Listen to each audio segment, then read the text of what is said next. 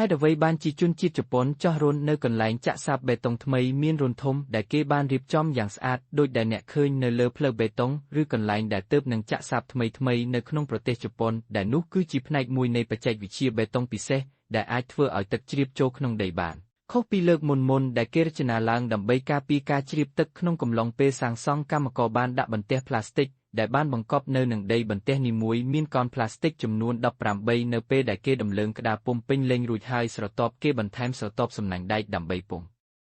រឹងបេតុងនិងដើមធានាបាននៅកម្លាំងបង្ហាប់រឹងមាំបន្ទាប់មកគេចាក់បេតុងនិងបានវាស់វែងដោយប្រុងប្រយ័ត្នបន្ទាប់ពីវាសបេតុងឲ្យរលោងនិងស្ងួតហើយកម្មករស្វែងរកទីតាំងកោណផ្លាស្ទិកដោយប្រើសញ្ញាសម្គាល់បន្ទាប់មកប្រើញួរតូចដើម្បីបំបែកត្រង់កោណនីមួយបន្ទាប់មកគេប្រើម៉ាស៊ីនដើម្បីពង្រីកនិងដុសខាត់រន្ធជាចុងក្រោយគេដាក់បំពេញវាដោយគ្រួសឬស្មៅនៅពេលភ្លៀងទឹកអាចហូរចូលក្នុងដីតាមរន្ធទាំងនេះសូម្បីតែឡានដឹកទំនិញធុនធ្ងន់ដែលមានទម្ងន់រាប់តោនក៏អាចបើកឆ្លងកាត់ផ្លូវដែលបែបនេះដោយសុវត្ថិភាពនិងគ្មានការខូចខាតឡើយ